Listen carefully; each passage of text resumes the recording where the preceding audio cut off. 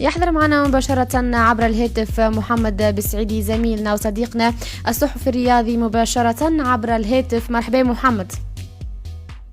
مرحبا بك. شكرا ليك على الدعوة هذه، صراحة فرحان برشا بالدعوة هذه من زميلة الدراسة سابقا. شكرا لك على الدعوة.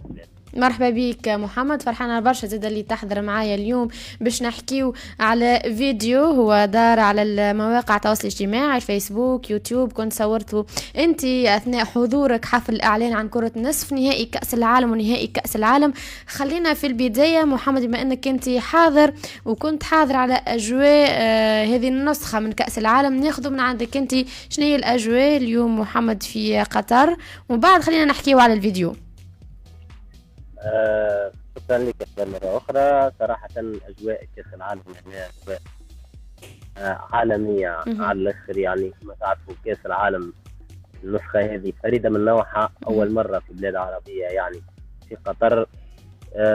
الحاجة هذه بصراحة فخر لكل العرب، يعني الدورة ناجحة بصفة استثنائية بصراحة، كما شفنا الناس الكل ملاعب من طراز عالي صديقة للبيئة، فيها يعني كثير من التطور، يعني منشآت رياضية، منشآت حتى يعني المترو، يعني كل شيء تقريبا موفر ومتوفر للجماهير حتى انها تستمتع باجواء كأس العالم هنا في قطر.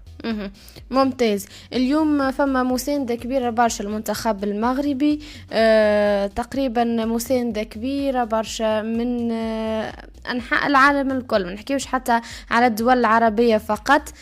شنو ردود الأفعال اليوم وانتظارات الجماهير خاصة لمباراة المنتخب المغربي مع نظيره الفرنسي؟ هو صراحة من حسن الحظ يعني ترشح المنتخب المغربي لدور 16 ودور نصف النهائي. الشيء هذا بصراحة أعطى حتى هو جانب إيجابي أيضا للنسخة هذه من كأس العالم. كما نعرف منتخبنا الوطني التونسي للأسف صدمنا بعدم ترشحه. الجماهير التونسية سامحيني يعني بس نذكر النقطة هذه، الجماهير التونسية كانت عاملة برشا أجواء، وكانت يعني حتى القطريين هنا والجماهير العالمية اللي جات تزور في قطر تشهد الجو والاحتفالات وطبيعة الجمهور التونسي، يعني اللي يحب الفرحة.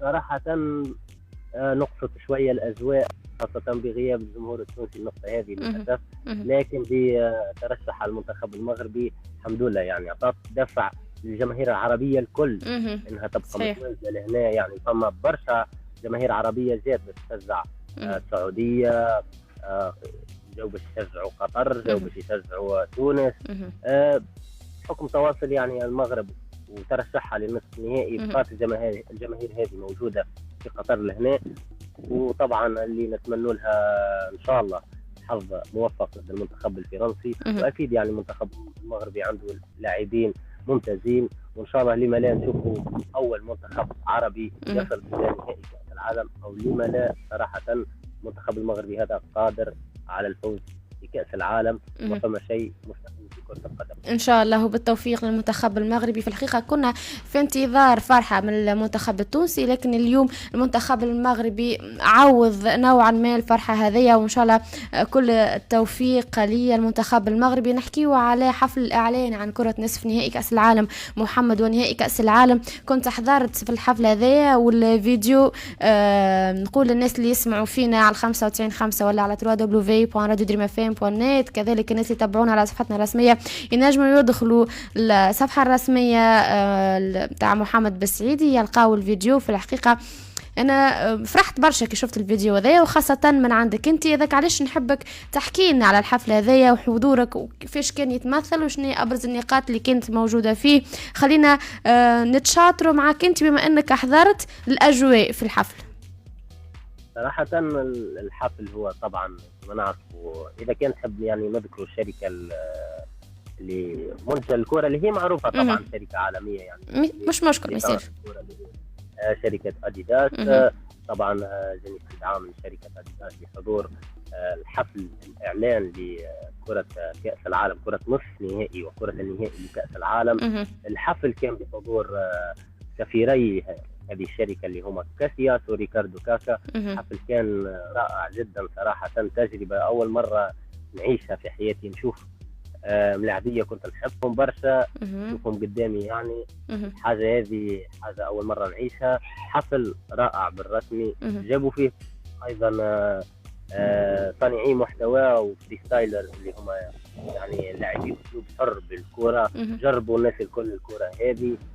شفنا الكرة، أنا شخصيا جربت الكرة وجربت إني نداعبوا شوية الكرة هذه. صراحة الكرة هذه يعني اسمها الحلم، الكرة الأولى اسمها الرحلة، يعني هذه بس تبقى في تاريخ طبعا كل العرب في كأس العالم. عنوان الكرة واسم الكرة، اسم الكرة بالحلم، مش اعتباطي طبعا. الحلم كان عندنا حلم إن نشوف دولة عربية يعني تنظم كأس عالم، والحمد لله قطر نجحت في تنظيم هذا العرس الكروي. أيضا الحلم بالمغرب أيضا اللي عملته إنها توصل نصف نهائي، أول منتخب عربي وأفريقي توصل لنصف نهائي.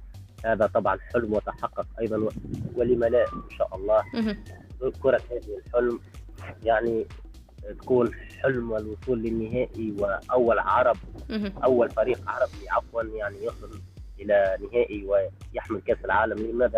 لما لا يعني أن لا يتحقق هذا الحلم، وإن شاء الله نشوفوا المنتخب العربي المغربي لما لا يعني يفوز بكأس العالم إن شاء الله. لما لا المستحيل ماهوش عربي وماهوش مغربي، خلينا نقولوا واحنا امانه الكل متعلقه في المنتخب المغربي، وان شاء الله نعيشوا الفرحه. يعطيك الصحه محمد، فرحانه برشا بالمداخله هذه.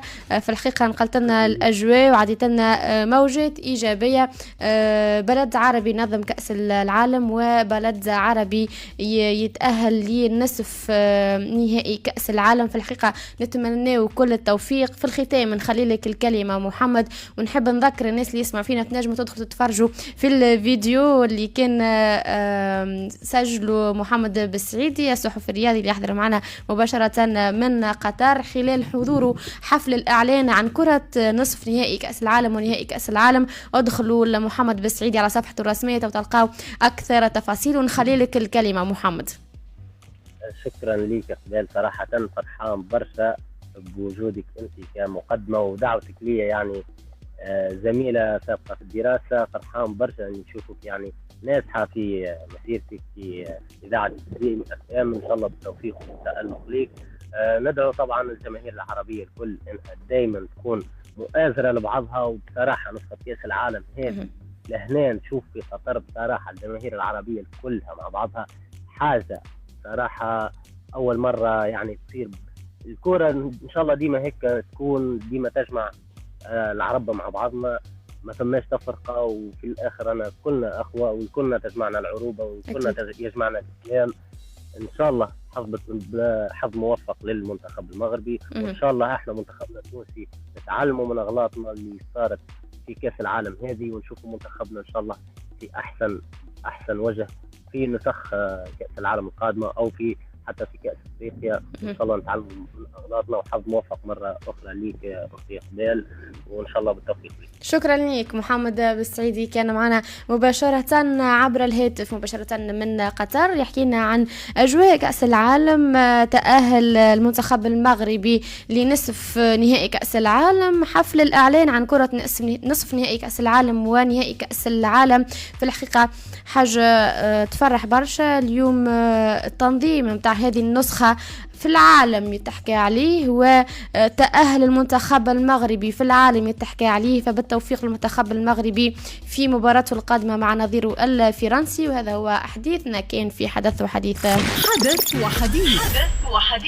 44 دقيقة بعد نصف النهار مازلنا مواصلين معاكم. من بعد نرجع لكم في مواكبة للحملة الانتخابية ومترشحين عن دائرة حجب العيون اللي عليه يحضروا معنا لهنا المترشحين مباشرة في الاستوديو. خليكم برونشين، خليكم مع عمرو دياب وراجعين.